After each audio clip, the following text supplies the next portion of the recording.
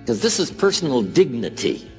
And you don't want to destroy someone's dignity by doing all the oughts, and then they feel reluctant to do it. Now we've got problems. So if you want to, just ignore this subject on time management. Now here's the next one. Step down to something easier.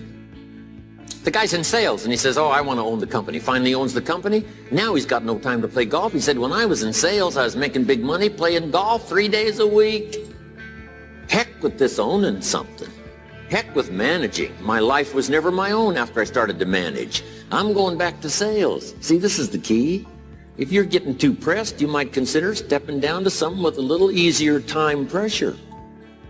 Little girl says to her mother, Daddy comes home, brings his briefcase and pats me on the head and says hello, disappears and works on his papers. How come my daddy doesn't play with me? And her mother said, look, your daddy loves you very much, but he's so busy at work, he can't get it all done, he has to bring it home. He loves you, but that's why he can't play with you. And the little girl said, why don't they just put him in a slower group? Remember when I said some things I went for cost me too much? So reconsider. Next key to time management. And that's work longer and harder. But see, there's a limit to that. I almost lost my health the first year. I went so crazy about personal development and achievement. I just went bonkers. You know, I told you I was skinny, but at the end of that first year, I was a walking shadow. And then it suddenly occurred to me, what if I got rich and too ill to spend it? I mean, that was a shocker. So I started, developing a little more reasonable. Because I said, if 12 hours won't do it, I'll work 14. If that won't do it, I'll work 18. I mean, how many hours it takes. And sure enough, it cost me too much. So see, working longer and harder for some might be appropriate. Now here's the next note to make. 5 years from now, you will arrive. The question is where? If you keep up your present disciplines and keep up the present pace that you're on, where will you be in 5 years? Boy, it's easy to say, hey, I haven't really thought about that.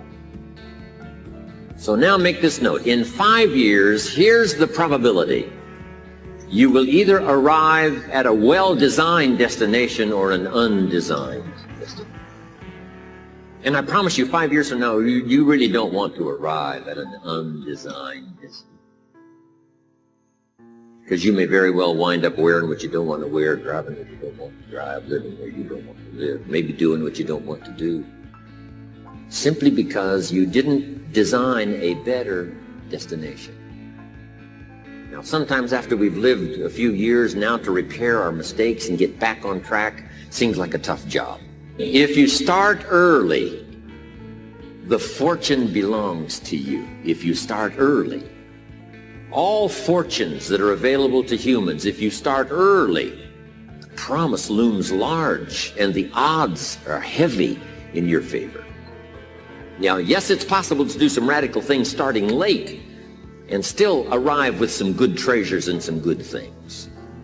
But when you haven't got that much time left, now sometimes the decision has to be so drastic people are not willing to make it and they're too tired and too weary and too ill. And say, look, I don't have much time left. It's not going to happen for me anyway. It's easy to take that attitude. There is something so significant that happens in the life of a believer when they begin to give. You can say, I trust God, but how do you authenticate that trust? You authenticate it through your giving. And that God's not asking you to give because he's trying to get something from you, but God set the system up for you. And remember, it is not the giving of money that's responsible for the manifestations of what grace has made available. It is you giving, proving that you trust.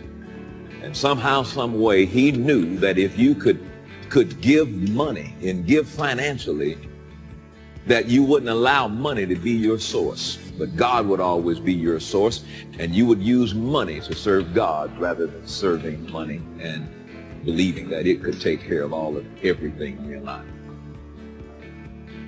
We have the power to strip away from the busyness, to do great work that matters. We have the power to be the most positive people we know. We have the power to shift from making excuses to creating results. You have the power to use today to make a choice to get really fit or to create the financial life that you want. If you don't like the way your career is or your business is, change it. If you don't like your body, change it. If you don't like your relationship, change you first. If you change it, you'll bring you to the next one. Maybe it's time to change it too, but change yourself first. If you want to change anything in your life, you have the choice. So there's no right or wrong. I just want to make you aware of this breakthrough session, that everything in our life changes the moment we make a decision. I mean a real decision. A decision is when you cut off any other possibility and you commit to something with everything you've got and you take action. But the big decisions start with little decisions like, what am I going to focus on? Because whatever you focus on, you're going to feel. Michelangelo said, if people knew how hard I worked to achieve my mastery, it wouldn't seem so wonderful after all. And that's the thing about getting great. That's the thing about being an artist of such caliber that you're remembered for hundreds of years after your death. It is back-breaking work. It is a blinding amount of effort. It isn't about natural talent. That myth that some people are born with something that we celebrate so much is just that, a myth.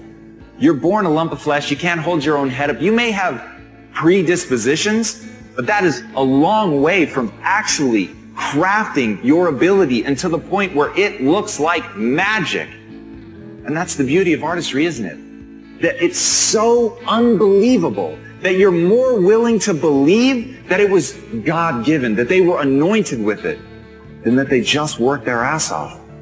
The reason why I'm having such an easy time washing clothes and cooking and ironing, you know why? Because nothing is as important to me as my marriage. And I would rather be happy. I would rather be happy than to say I ain't no punk. Make me a punk. I want to be a punk. A happy punk. For real, no. A friend of mine, he came to my house and I didn't have a mop. And so I was on the ground and I was mopping the floor with a towel. And he says, E.T. the hip hop priest, you're on the ground and you're mopping? I said, yeah. He says, your wife got you whipped. I said, you didn't know? You just found that out? Been doing a terrible job. I'm sorry. I am whipped. And after 23 years, you should be. And if you're not, it's a problem. So listen to me. There are those of you saying, I want to be a millionaire. I want to be the best at this company, right? But your value system says you believe in sleep more than you believe in grinding.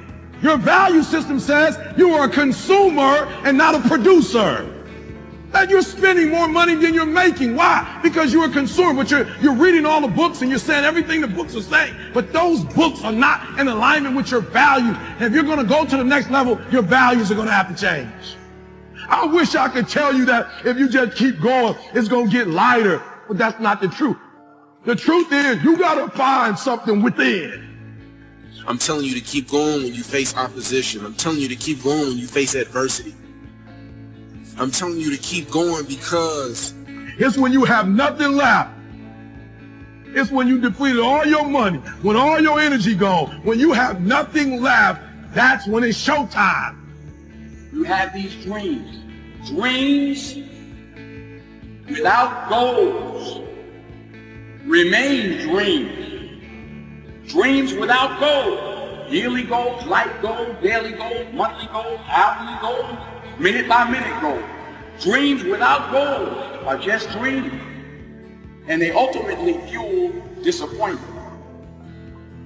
But I never understood that concept, having something to fall back on. If I'm going to fall, I don't want to fall back on anything. I want to fall forward. I figure at least this way I'll see what I'm going to hit. Goals on the road to achievement cannot be achieved without discipline and consistency. If you want to be like most people, then what you got to do is figure out how to survive. If you want to lead, you got to thrive. No matter how great life is, take it to the next level. Find the way to thrive on the very things that stop other people in their tracks. Thrive on what produces fear inside you and in other people. Thrive on something that you envision that you have a higher purpose for. Thrive by being decisive. Thrive by taking massive action. And if the massive action doesn't work, if what you try doesn't work, just simply try something else. And if that doesn't work, try something else. If that doesn't work, try something else until you find what works. Forgiveness is you. See, your unwillingness to forgive another person is like you sipping the poison, waiting on them to die. You can't sip the poison of unforgiveness and expect them to die. Forgiveness is for you. You can't drive your car looking in the rearview mirror. If you keep looking in the rearview mirror, you're going to keep crashing your car. There's a reason why the rearview mirror is this big and the windshield is this big. That's a reason for it.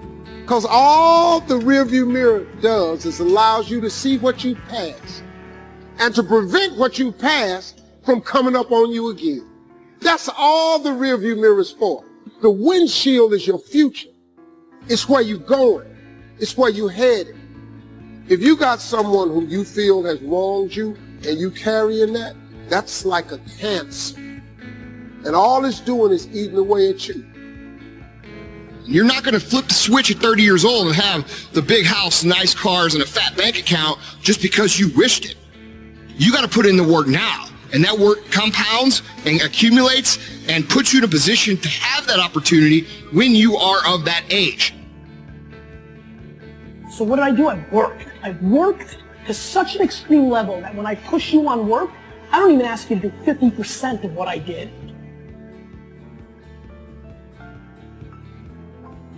In a time when people are feeling a great deal of anxiety and fear and reservations about the future, at a time when people are going to work and don't know whether or not they will have a job when they get off, and not necessarily because of their performance, but because of what's happening in the economy, at a time when there are challenges more so than ever before in personal relationships, we look at what's happening on a crime level and what's happening with our youth, that many times I'm sure that we've all taken time just to stop and reflect many times when we hear what's happening in the news or read the newspapers.